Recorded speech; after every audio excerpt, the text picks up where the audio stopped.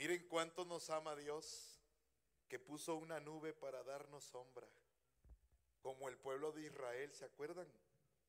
Que de día caminaban, pero una nube los iba acompañando para que no se quemaran. A ver cuántos son valientes y se vienen aquí al frente. Ya Dios puso su nube, ¿eh? Si ustedes quieren seguir allá abajo, ustedes sabrán, pero ya Dios puso su nube. Aquí no hay sol, a ver cuántos lo creen y se vienen aquí al frente. Algunos van a decir, ay, ¿qué tal si sale el sol mejor? Por las dudas, no, pues quédese allá, ¿verdad? Muy bien. Los demás tomen asiento, por favor, tomen asiento. Hemos aprendido que solo hay una iglesia. ¿Y quién la fundó? Jesús. ¿Y a quién puso Jesús como cimiento de esa iglesia? A Pedro. Y a Pedro le dio Jesús las llaves. Eso quiere decir que le dio autoridad, que le dio poder para atar y desatar. También Jesús nos ha dicho que el demonio va a tratar de destruir la iglesia, pero no va a poder destruir la iglesia, porque esta iglesia no es una iglesia fundada por hombres, es una iglesia fundada ¿por quién? Por Jesús. Pero por ahí hay muchos que dicen cosas contrarias. Por ahí hay muchos que dicen que eso no es cierto, que Jesús no fundó la iglesia cristiana católica, dicen ellos. Y algunos se atreven a decir que el que la fundó fue Constantino, un emperador romano. Quiero decirles que Constantino lo único que hizo fue abrir las puertas para ya no perseguir más la iglesia. Yo les dije hace un momento que los primeros 300 años la iglesia fue perseguida. Amén. Muchos murieron en esa persecución, 3 siglos, hasta que el emperador Constantino, ¿verdad?, abrió las puertas al cristianismo y la iglesia dejó de ser perseguida. Y entonces dijo el emperador que esta iglesia era, ¿verdad?, una iglesia para todos, una iglesia católica, es decir, una iglesia universal. Pero Constantino no la fundó. Ya cuando la época de Constantino, la iglesia ya tenía 300 años. Claro, ahora la iglesia está aquí presente, pero el que la fundó, ¿quién fue? Jesús. Amén. Pero también dice la palabra de Dios que hay falsos profetas. Voy a tomar la segunda carta de Pedro para los que traen su Biblia.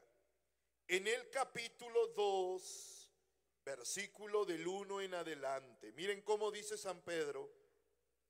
Hubo falsos profetas en el pueblo de Israel, y lo mismo entre ustedes. Habrá falsos maestros que introducirán novedades dañinas por renegar del maestro que los salvó. Se atraerán una pronta perdición. Muchos, sin embargo, imitarán sus vicios, y por su culpa será desprestigiado el camino de la verdad.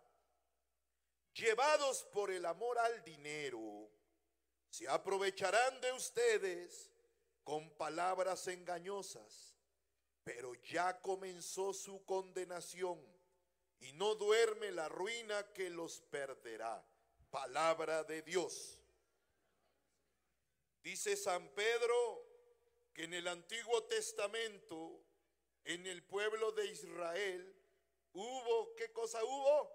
Falsos profetas. Y dice San Pedro, y también los habrá en medio de ustedes. También en el nuevo pueblo de Dios, que es la iglesia, habrá falsos. ¿Y qué hacen esos falsos profetas? Dice la palabra, introducirán novedades dañinas.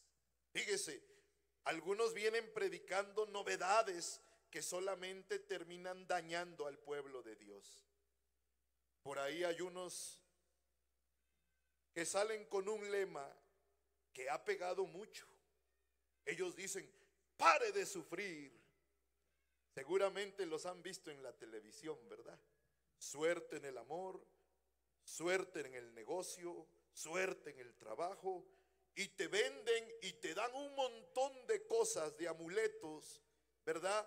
Para que tú seas feliz.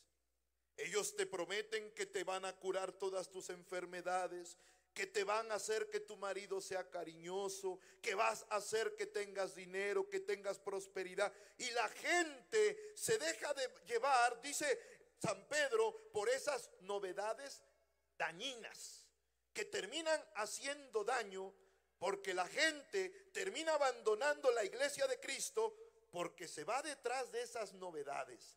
También dice San Pedro que estas personas, dice, por culpa de ellas se ha desprestigiado el camino de la verdad.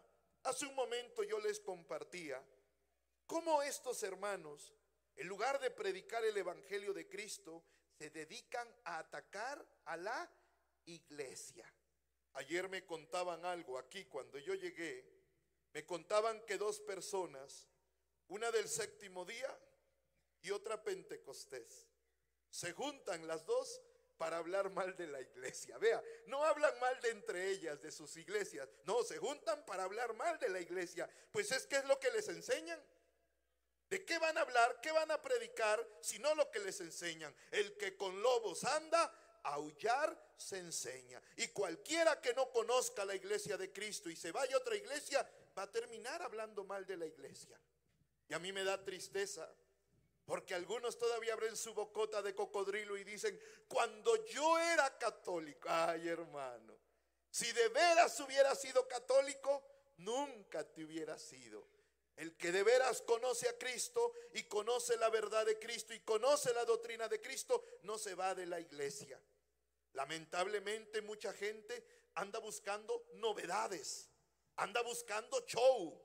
El show de la fe, así se llama un programa protestante, el show de la fe. Oiga, la fe no es un show. ¿Cómo se le ocurre? Pero hay gente que le gusta eso. Hay gente que le gusta andar, y si le dicen que allá le van a curar, hay gente que dice, es que si tú no te sales de la iglesia católica no te vas a curar, tu marido no va a cambiar, tus hijos no van a... Y piensan que el problema es la iglesia. Voy a decir algo, el problema no es la iglesia, el problema es los que estamos en la iglesia. Hay gente que cree que si cambian al burro de establo, el burro se va a componer, con perdón de los burros, ¿verdad? Si el que está enfermo es el burro, el establo no tiene problema. Si el burro usted lo saca y lo lleva a otro establo, va a estar igual el burro. No volteen a ver a nadie. Pero el problema somos los que formamos la iglesia. Entonces dice San Pedro que muchos andan buscando novedades y que por eso se desprestigia el camino de la verdad. Dice San Pedro, llevados por el amor al dinero. ¿Qué es lo que buscan todos aquellos que están en otros grupos religiosos? ¿Qué es lo que buscan? Oiga, a mí me llama mucho la atención porque cuando eran católicos, ¿cómo les costaba trabajo dar a la hora de la colecta? Sacaban la monedita más chiquita, ¿o no es cierto? Y ahora que ya andan fuera de la iglesia, hasta pagan diezmo. Les hacen su cuentecita y le dice, te toca el 10%, tienes que dar tanto. Y miren, para ellos dar el diezmo es algo sagrado. Entonces no ande diciendo cuando yo era católico, porque cuando era católico era bien tacaño, no cooperaba. Y ahora vea, son redadivosos. Entonces, hermanos, esos, dice San Pedro, son falsos, como dijo, profetas. Porque la iglesia, ¿quién la fundó? Pero quiero decirles que la iglesia viene todavía desde antes. La iglesia que fundó Jesús Primero fue planeada. ¿Y por quién creen ustedes que fue planeada? Por el Padre. Fíjense lo que voy a explicar. La iglesia fue pensada y planeada por Dios Padre. Fue fundada por Dios Hijo. Y es guiada y acompañada por Él. Esa es la iglesia. La iglesia la funda Cristo, pero ¿quién la pensó? ¿Quién la planeó? El Padre. ¿Quién la fundó? ¿Y quién la guía y la acompaña? Fíjese, la iglesia viene de la Santísima Trinidad. La iglesia no es un invento de hombres, ¿verdad? No, es fundada por Cristo, planeada y pensada por el Padre y acompañada y guiada por el Espíritu. El problema que tenemos en la iglesia no es de ortodoxia. Cuando hablo de ortodoxia me refiero al recto conocimiento. El problema que tenemos en la iglesia es de ortopraxis, es decir, de la práctica de la fe. El problema no es la doctrina, no es lo que enseñamos. El problema es que muchas veces no vivimos lo que predicamos. Ahí está el problema. Y por eso se habla muchas veces mal de la iglesia. Por eso muchos critican a la iglesia. Pero vuelvo a insistir, el problema no es la doctrina, no es la ortodoxia, no es la predicación. El problema es la manera en que nosotros los católicos vivimos. Y tristemente, a veces esos hermanos que critican la iglesia tienen razón, porque nosotros no hemos dado un testimonio que atraiga. El Papa Francisco nos ha dicho que la iglesia no crece por proselitismo. Es decir, no crece por andar tocando puertas, no crece por andar anunciando la palabra. Es bueno anunciarlo, pero la iglesia no crece por el proselitismo. Dice el Papa, crece por atracción. Y lo que atrae es la manera en que vivimos nuestra fe. Oye, si tú no das testimonio de lo que crees, se va a hablar mal de la iglesia. ¿Qué pasa cuando alguien ve a una católica que anda de chismosa? Casi no hay, ¿verdad? Pero cuando anda de chismosa, ¿qué dicen los protestantes? Los católicos son chismosos, ¿o no es cierto? Y cuando ven a un católico que anda todo borracho, que tampoco hay, gracias a Dios, pero ¿qué dicen los protestantes? Los católicos son bien. Y cuando ven un adúltero, ¿qué dicen? Los católicos son adúlteros. O sea, nos pasan a traer a todos, a veces por algunos que no están viviendo lo que creen. Entonces, repito, el problema no es de ortodoxia, el problema es de ortopraxis. Pero hoy nosotros vamos a aprender, hermano, que todo lo que el Señor anuncia en el Antiguo Testamento está ya prefigurando, está ya anunciando la iglesia de Cristo. Dice la palabra de Dios, el apóstol San Pablo, en la primera carta a los Corintios, en el capítulo 10. Voy a tomar el versículo 6. Primera de Corintios 10, 6. Hablando sobre el Antiguo Testamento, dice así: todo lo que sucedió, que sirva como ejemplo para nosotros. Palabra de Dios. Todo lo que aconteció en el Antiguo Testamento, para nosotros tiene un ejemplo. Es decir, hay una razón por la cual en el Antiguo Testamento se anunciaron tantas cosas, para entender que a nosotros nos tiene que dar un ejemplo. Explico. Nosotros los católicos no somos solo del Antiguo, pero tampoco somos solo del Nuevo Testamento. Porque quiero que note algo, ponga atención. Hay iglesias cristianas no católicas que se definen solo por una parte de la Biblia. O se quedan con el Antiguo o solo se quedan con el Nuevo Testamento. ¿Se han dado cuenta de eso? Por ejemplo, los hermanos del séptimo día, los que les llamamos los sabáticos, ellos se quedaron con el Antiguo Testamento. Ellos se quedaron con el sábado. Para ellos el día del Señor es el sábado. Y claro, cuando Jesús llegó, Él también se incorporó con su iglesia, los judíos, y ellos tenían como precepto el sábado.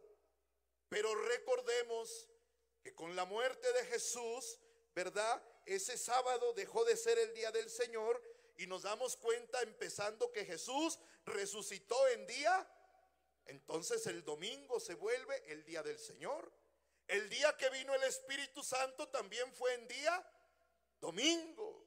Oye, y dice San Pablo en los Hechos de los Apóstoles 20, que se reunían el primer día de la semana para la fracción del pan. O sea que se reunían el día domingo, y a partir de eso el domingo es el día del Señor. Pero se quedaron con el antiguo, igual que aquellos que dicen que no hay que comer carne de puerco, o que dicen que no hay que poner sangre a las personas si están enfermas porque ahí está el alma. Pero es que se quedaron con el antiguo.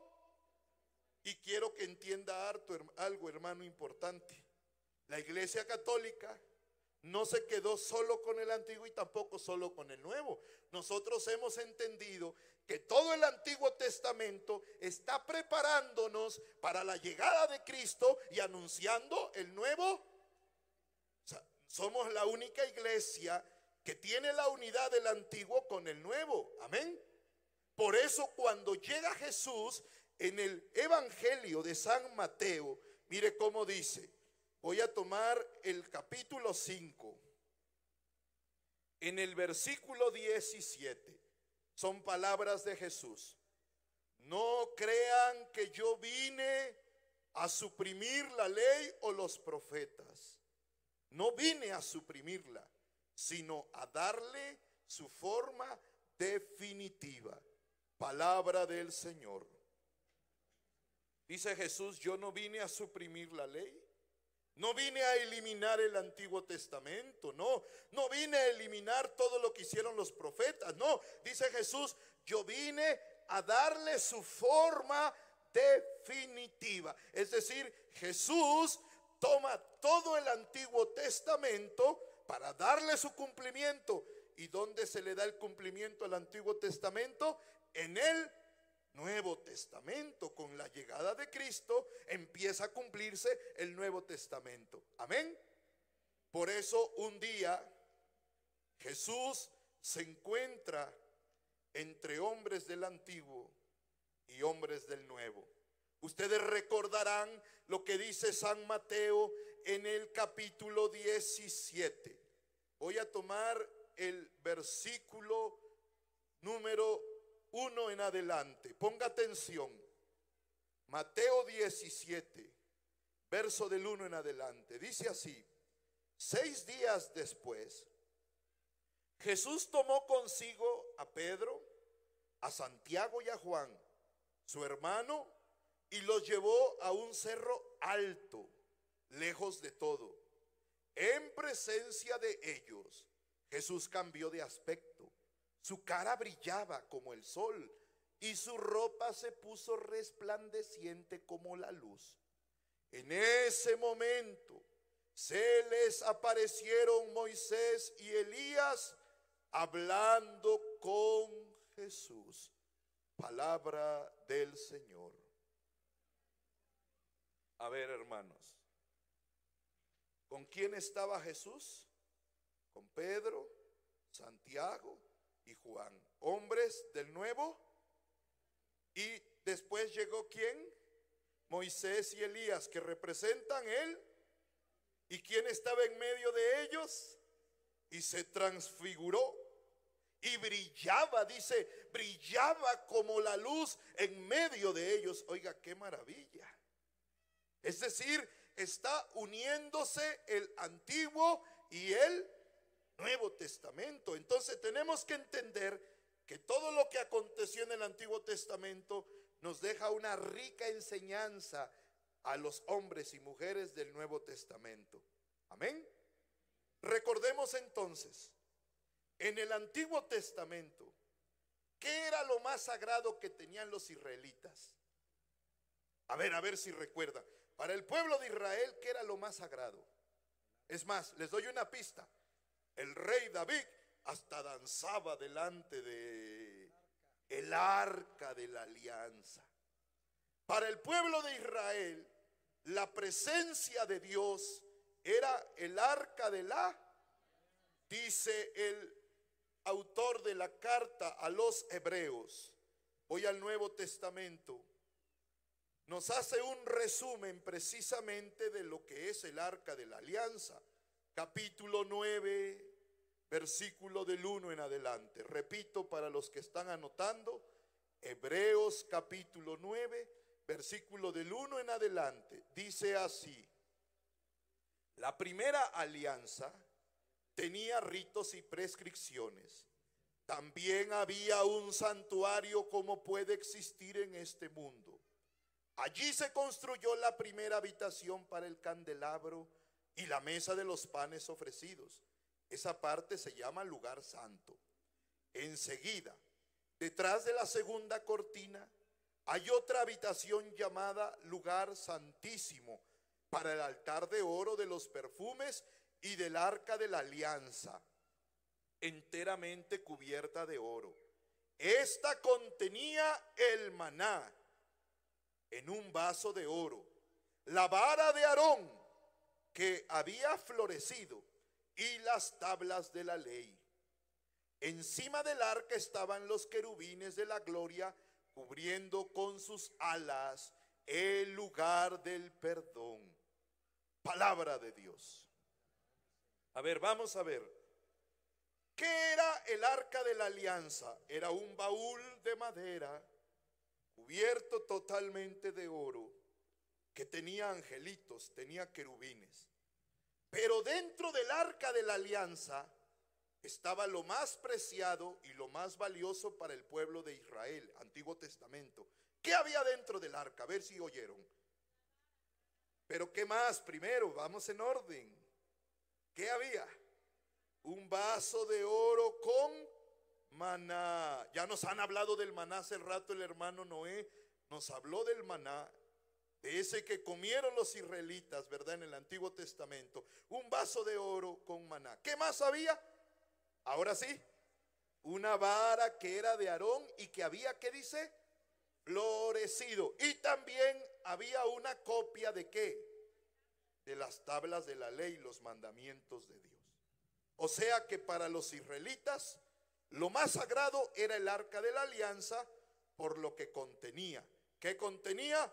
Maná, la vara de Aarón y las tablas de la ley. Eso era para ellos la presencia de Dios. Y la Biblia nos cuenta, ya usted los dije hace un rato, que inclusive David danzaba y bailaba, se ponía sus mejores vestidos para alabar al Señor cuando pasaba el arca de la alianza. Muy bien, vamos a hablar, ya nos hablaron del maná.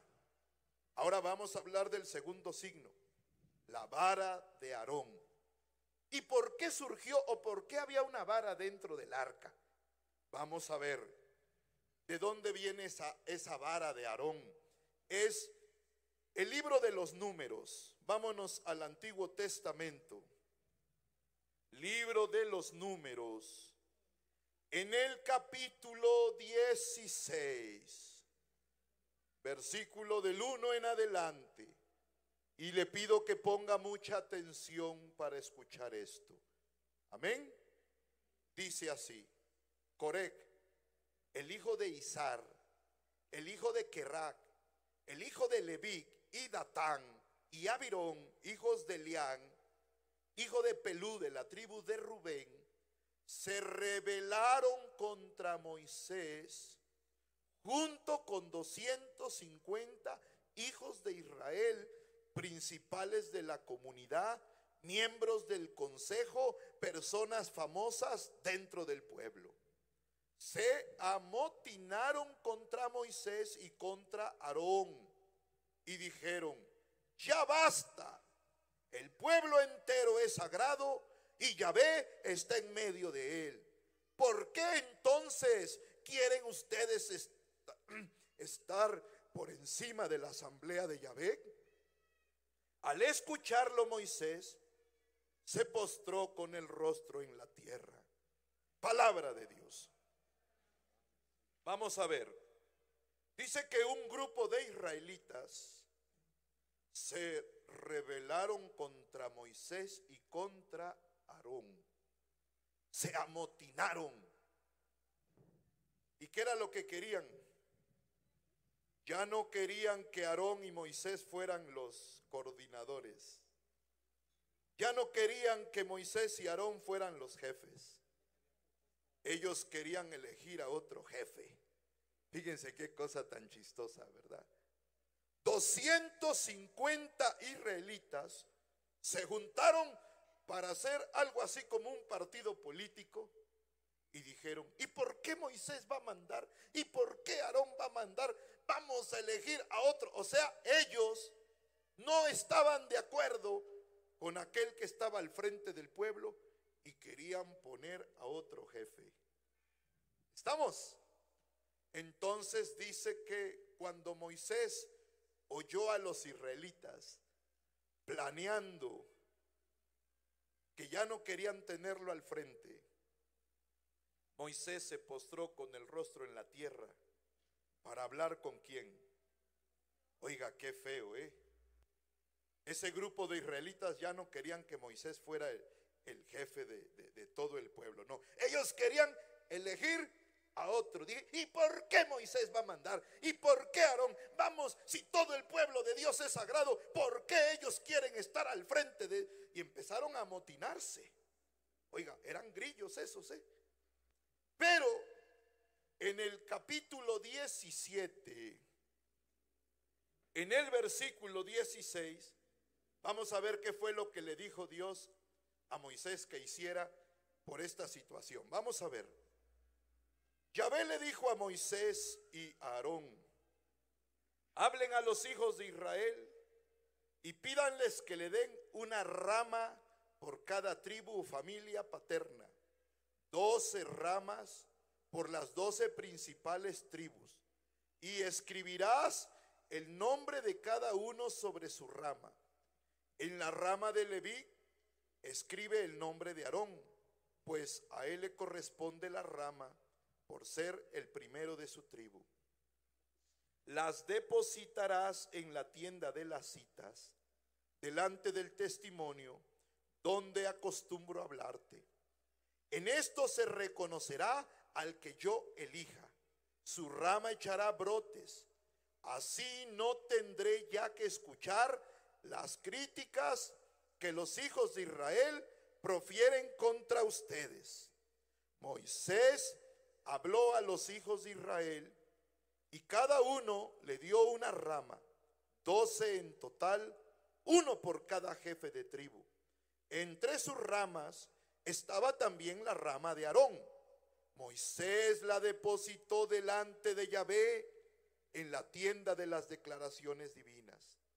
Al día siguiente, al entrar Moisés en la tienda de las declaraciones divinas, vio que la rama de Aarón, representante de la tribu de Leví, había cobrado vida. Le habían brotado yemas y había dado flores y producido almendras. Moisés sacó todas las ramas de la presencia de Yahvé y se las mostró a los hijos de Israel. Ellos las vieron y cada uno recobró la suya. Entonces Yahvé le dijo a Moisés: vuelve a poner la rama de Aarón delante del arca y guárdala como una advertencia para los rebeldes. Con esto no tendré ya que escuchar sus críticas que les traerían la muerte. Moisés lo hizo así, tal como Yahvé se lo había ordenado. Palabra de Dios. A ver, vamos a ver. Cuando empezaron los israelitas a echarle grilla a Moisés y a Aarón ¿Y por qué quieren mandar? ¿Y por qué quieren ser los pastores del pueblo? Empezaron a amotinarse. Moisés oró a Dios y Dios le dijo que llamara a los 12 jefes de Israel y que cada uno trajera una rama, incluyendo a Aarón, que era también de la tribu de Leví, que traiga cada uno una rama. Y le dijo Dios a Moisés: esas ramas las pondrás en el lugar santísimo, donde está el arca de la alianza. Al siguiente día, cuando Moisés entró, estaban las 12 ramas, pero la rama de Aarón, ¿qué le había pasado? Había florecido, había tomado vida, había dado frutos. Entonces Moisés sacó las 12 ramas y dijo: agarre cada quien la suya, porque ya Dios eligió el que va a estar al frente del pueblo. ¿Y a quién había elegido el Señor? Otra vez, y Aarón ya estaba. Aarón ya estaba, apláudale al Señor. Aarón ya era el jefe, junto con Moisés. Pero esa vara dio fruto, esa vara floreció, y dijo el Señor: como una advertencia para los rebeldes, para los que no están de acuerdo con aquel que ha puesto Dios como jefe. Y le dijo Dios a Moisés: y guarda la vara y ponla en el lugar santísimo, para que la vean los israelitas y sepan que en la iglesia de Cristo al jefe no lo ponen los hombres. ¿Quién lo pone? ¿Quién pone al jefe? Oiga, qué cosa tan más maravillosa, ¿eh? Apláudale al Señor Jesús.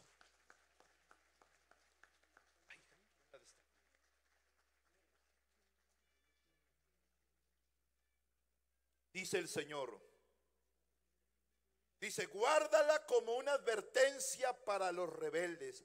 Con eso no tendré ya que escuchar sus críticas, que les traerían la muerte. Palabra de Dios. Oiga, a veces perdemos de vista que la iglesia no es democrática. La iglesia es jerárquica. A ver, repetimos: la iglesia no es democrática, la iglesia es jerárquica. Yo le decía hoy a mi esposa: si la iglesia fuera democrática, oiga, cuántas broncas tendríamos, porque quisiéramos elegir a nuestro candidato, ¿o no es cierto? Ay, yo quiero que el padre fulano sea obispo, vamos a hacer un partido político para apoyar. No, aquí nosotros no elegimos al pastor, aquí nosotros no elegimos al jefe. ¿Quién lo elige? Dios.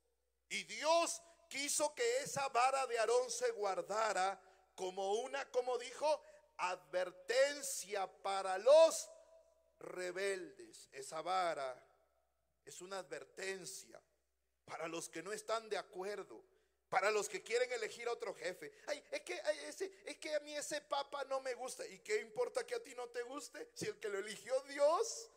Es que a mí ese obispo como que no me gusta. Mejor el padre fulano ese hubiera sido. Ay, Dios mío, siempre hay rebeldes. Gracias a Dios que aquí no hay, ¿verdad que aquí no hay? Siempre hay alguno. ¿Y por qué? ¿Y quién puso al papa? ¿Y por qué ese párroco? Nosotros queremos que venga otro párroco, el otro estaba mejor. Siempre va a haber rebeldes. Aquí no pasa eso, yo lo sé, gracias a Dios que no pasa. Pero Dios ha querido entonces dejar esa vara, dice la palabra, como una advertencia contra los rebeldes. Ahora bien, el autor de la carta a los Hebreos, en el capítulo 9, Hebreos, en el capítulo 9, en el versículo 9, nos dice que todo lo que aconteció en el Antiguo Testamento contiene una enseñanza. Mire cómo lo dice. Hebreos 9:9 dice así: todo esto contiene una enseñanza para el tiempo presente. Palabra de Dios.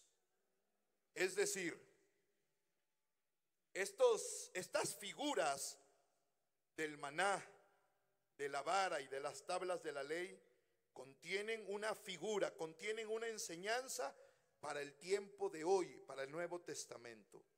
Amén. ¿Qué quiere decir eso? Que si en el Antiguo Testamento Dios puso a un jefe del pueblo, Dios eligió al jefe del pueblo, hoy también en el Nuevo Testamento, ¿quién elige al jefe del pueblo? ¿Quién pone al jefe del pueblo? Dios. Repito, la iglesia no es democrática, la iglesia es jerárquica. Aquí hay una jerarquía y es Dios el que decide, el que va a estar al frente de su pueblo. Amén. Es el Papa el que decide quiénes son los obispos. Es el Papa el que cambia y los mueve. Ay, ¿por qué a mí el Papa me va a cambiar? Porque Dios lo ha puesto como jefe del pueblo. Amén. Pero bueno, esa vara de Aarón del Antiguo Testamento llega hasta nuestros tiempos, pasando primero por la plenitud de los tiempos. Y esa vara es entregada, vamos a ver a quién, en el Evangelio de San Juan. En el capítulo 10, San Juan capítulo 10, versículo 11. Vamos a ver en la plenitud de los tiempos quién tiene la autoridad y la vara de Aarón en su mano. Dice así, verso 11: yo soy el buen pastor. El buen pastor da su vida por las ovejas.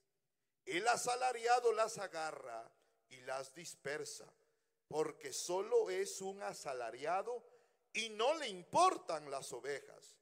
Yo soy el buen pastor, conozco a las mías y las mías me conocen a mí. Así como el Padre me conoce, también yo conozco al Padre y doy la vida por mis ovejas. Tengo otras ovejas que no son de este corral, a ellas también las llamaré, oirán mi voz y habrá un solo rebaño, como hay un solo pastor. Palabra del Señor. Cuando llega la plenitud de los tiempos, ¿quién tiene la vara de Aarón? ¿Quién tiene la autoridad? ¿Quién es el buen pastor?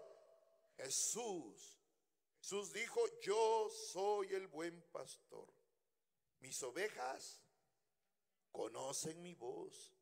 Yo las llamo por su nombre, yo las cuido, yo las voy a apacentar, y termina diciendo, y doy la vida por ella. ¿Y cuál es el deseo del Señor?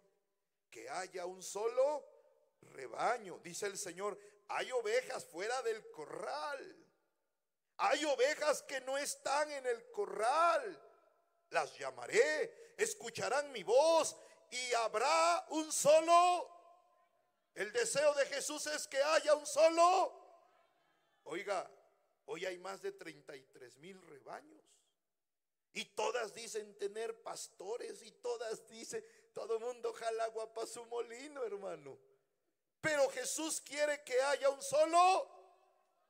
Como hay un solo pastor, que haya también un solo rebaño. Entonces, ¿quién tiene la vara de Aarón en su mano? ¿Quién la tiene? Jesús, el buen pastor. Amén. Ahora quiero que recordemos lo que dice el salmista cuando nos habla de la autoridad en el Salmo 23. Usted se sabe de memoria este salmo seguramente. Mire cómo dice Jesús, el Señor. El Señor es mi pastor. Salmo 23. El Señor es mi pastor, nada me falta. En verdes pastos Él me hace reposar, y donde brota agua fresca me conduce. Fortalece mi alma, por el camino del bueno me dirige, por amor a su nombre. Y aunque pase por oscuras quebradas, no temo ningún mal, porque tú estás conmigo. Tu bastón y tu vara me protegen. Palabra de Dios. tu bastón y tu vara. O sea, que el que tiene la vara, el que tiene el bastón, es el que tiene la autoridad. Amén. Y nos quedamos con que el que tenía la vara, ¿quién dijo soy el buen pastor? ¿Quién dijo eso? Entonces, ¿quién tiene la vara? Jesús. Pero Jesús regresó al Padre. Jesús tuvo que regresar a la presencia del Padre y no quiso dejar al rebaño sin pastor. Jesús no dijo, bueno, ya me voy, ay, a ver qué hacen sin mí. No, puso a alguien al frente del rebaño. ¿A quién puso? Vamos al Evangelio de San Juan, en el capítulo 21. Vamos a ver a quién le pasaron la vara. San Juan, capítulo 21, versículo 15. San Juan 21, 15. Amén. Después de que comieron, Jesús le dijo a Simón Pedro: Simón, hijo de Juan, ¿me amas más que estos? Este contestó: sí, Señor, tú sabes que te quiero. Jesús le dijo: apacienta a mis corderos. Y le preguntó por segunda vez: Simón, hijo de Juan, ¿me amas? Pedro volvió a contestar: sí, Señor, tú sabes que te quiero. Jesús le dijo: cuida a mis ovejas. Jesús insistió por tercera vez: Simón Pedro, hijo de Juan, ¿me quieres? Pedro se puso triste al ver que Jesús le preguntaba por tercera vez si lo quería, y le contestó: Señor, tú lo sabes todo, tú sabes que te quiero. Entonces Jesús le dijo: apacienta a mis ovejas. Palabra del Señor. Jesús no quiso dejar al rebaño sin pastor. ¿Y a quién puso Jesús al frente de ese rebaño? A Pedro. Y le dio la misión ¿de qué? De cuidar, de apacentar, de alimentar, de guiar a las. Oiga, es el Señor Jesús el que ha decidido que el pastor del rebaño sea ¿quién? Pedro. Oye, ¿y por qué Pedro? ¿Y por qué no puso a Juan si era el que más quería? ¿Y por qué no puso a Mateo? ¿Y por qué no Bartolomé? ¿Y por qué no? Oye, no, es porque aquí el que pone el pastor es ¿quién? Pues sí, si esto no, aquí no dijeron, vamos a hacer votación, queremos voto por voto. No, eso ya es otra cosa. Ahí fue que, mire, los apóstoles pudieron haber protestado o no. Pudieron haber hecho su partido y decir, vamos a elegir a otro. No, fue Jesús el que decidió que el que se queda al frente del rebaño fuera ¿quién? Oiga, pero es que esto que estoy explicando, muchos hermanos no católicos no lo entienden. Ah, no, pero que Jesús no puso a Pedro. Sí lo puso, sí dice la Biblia. Ah, no, pero el buen pastor es Jesús. Sí, Jesús es el buen pastor, pero quiso dejar a alguien que lo representara. Quiso dejar a alguien que cuidara al rebaño, que alimentara al rebaño, que apacentara. ¿Y a quién puso? Pedro. Oye, en el Antiguo Testamento, en el libro de Ezequiel, mire lo que dice el Señor. Les voy a dar un texto del capítulo 34 de Ezequiel. Quiero que ponga mucha atención.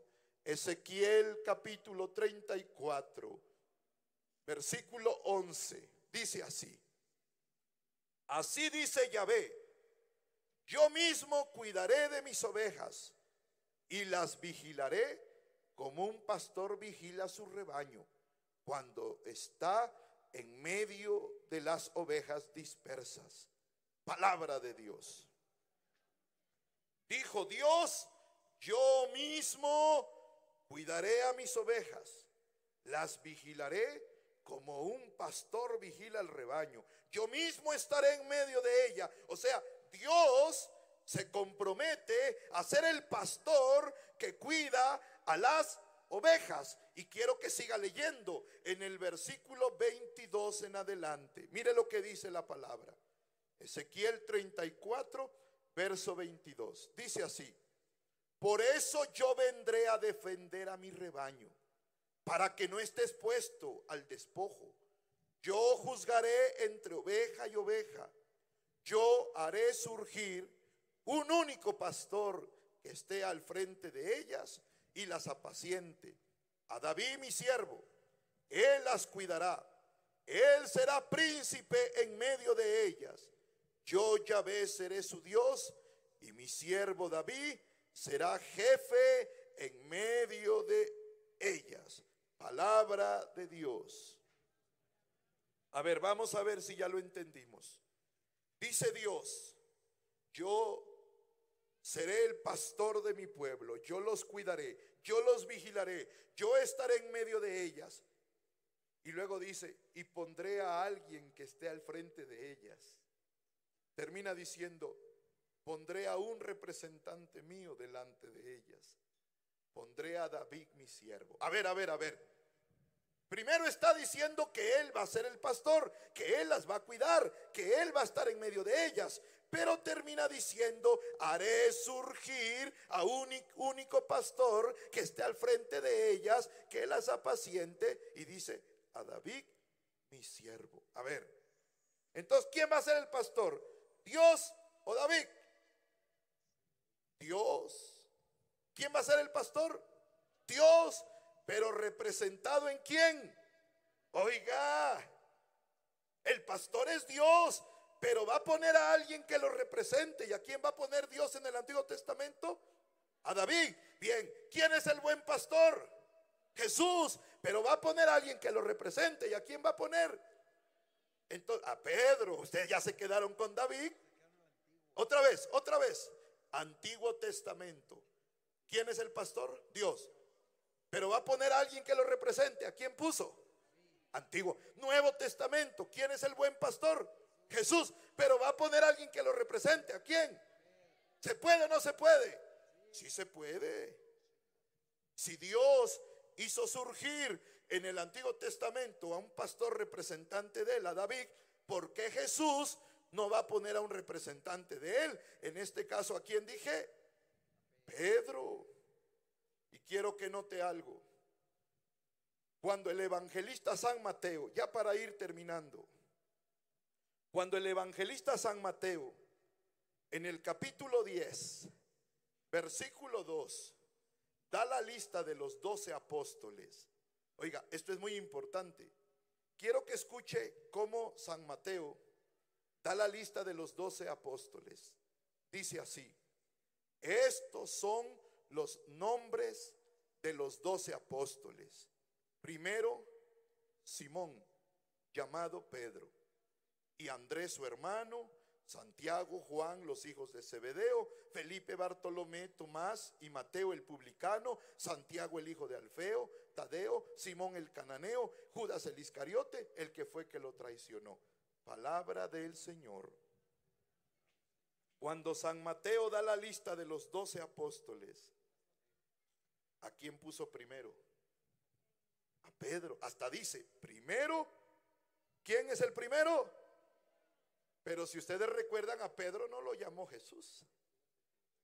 A Pedro lo llamó su hermano Andrés.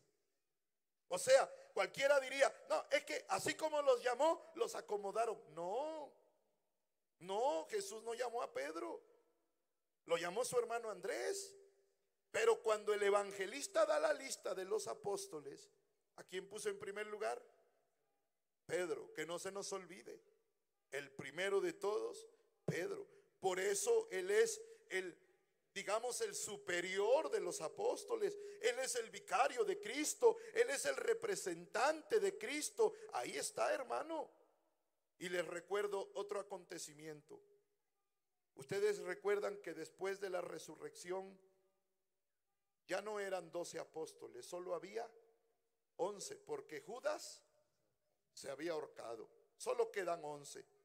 ¿Y qué fue lo primero que hizo Pedro? Convocar a los apóstoles para decirles: necesitamos elegir al sucesor de Judas. Vea, lo dice la Biblia, libro de los Hechos de los Apóstoles, en el capítulo 1, Hechos capítulo 1, en el versículo 15, dice así, Hechos 1:15.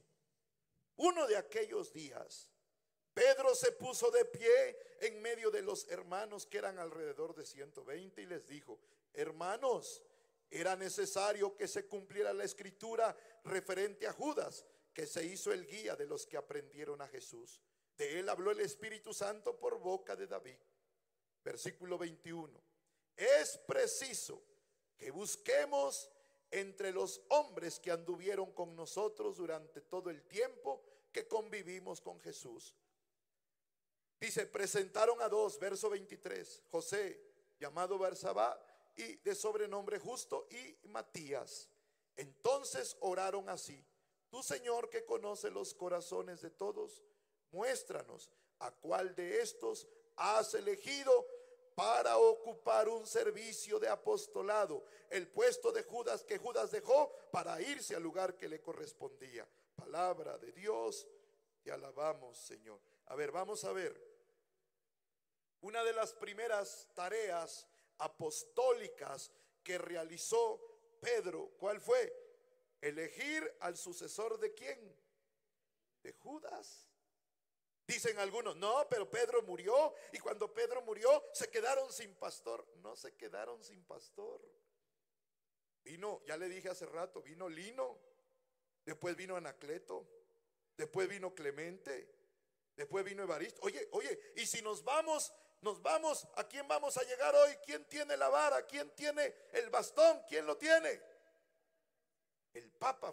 Oye, por eso ustedes ven que el Papa trae su báculo, que es un signo visible de la autoridad. Por eso cuando el obispo visita una comunidad, lleva su bastón, lleva su vara. Cuando nosotros vemos al obispo con ese bastón, ¿qué quiere decir? Que él es el pastor, el que representa al buen pastor, a Jesús. Él es el que tiene la autoridad. Amén.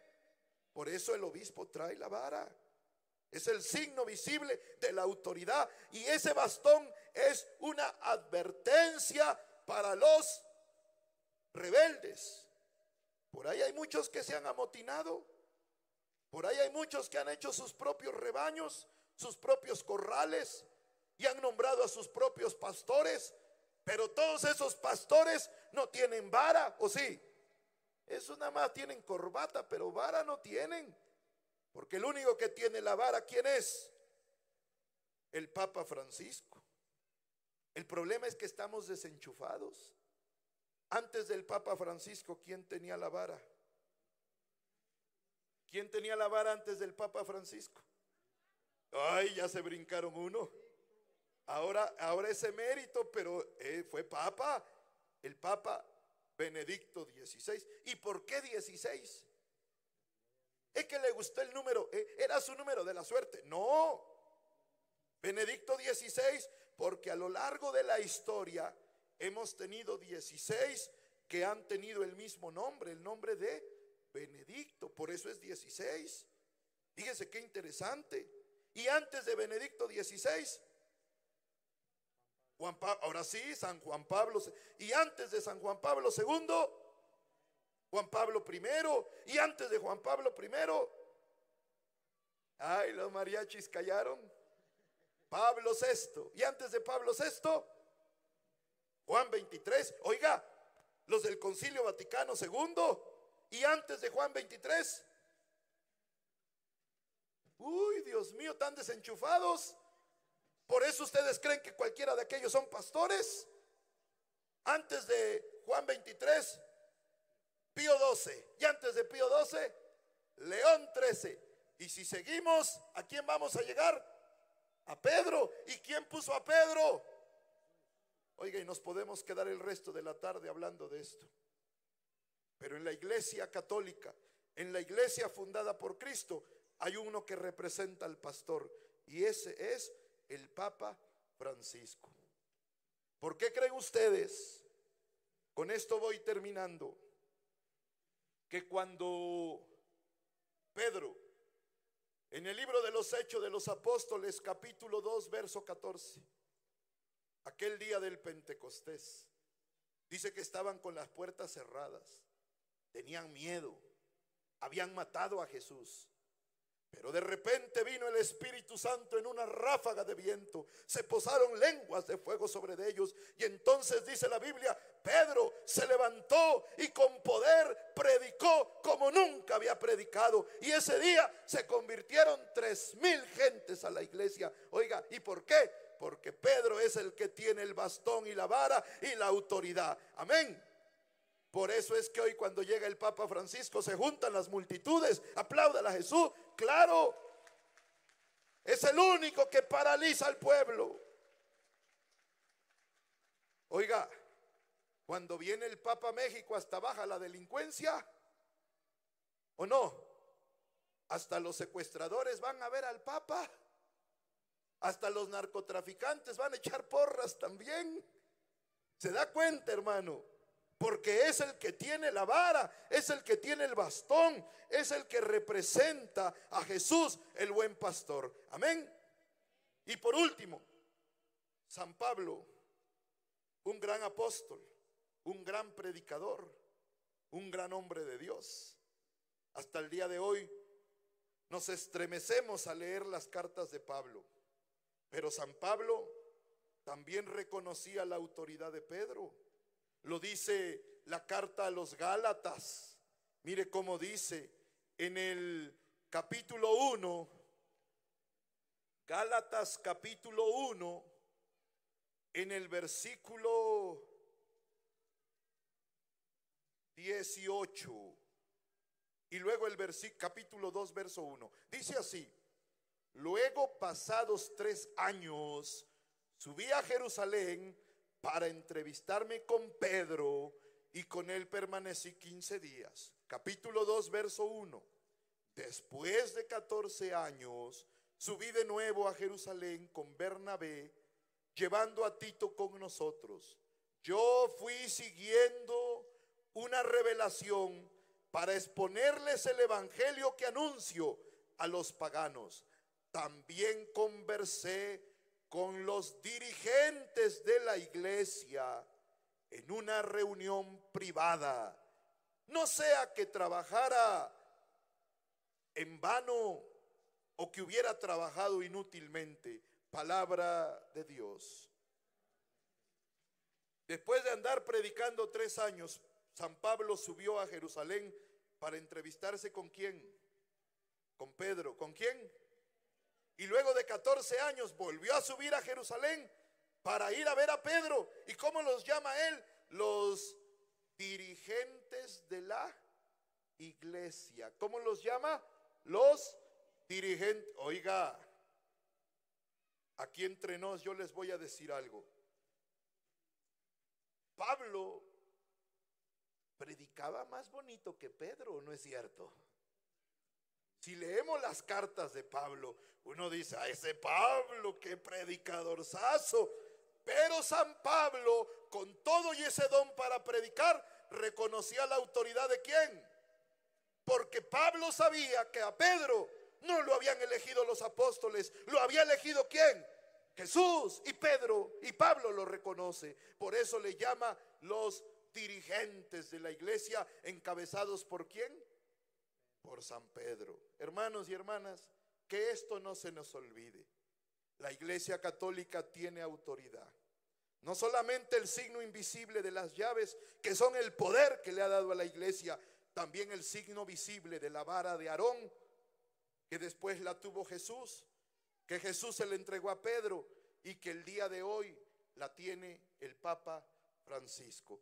Él es el que tiene la autoridad para guiar, para cuidar, para apacentar al rebaño, y como dice Jesús, y hasta dar la vida por el rebaño si es necesario. Amén. Me gustaría decirles a ustedes que todo lo que hemos aprendido lo enseñemos a otros. Miren cómo lo dijo San Pablo.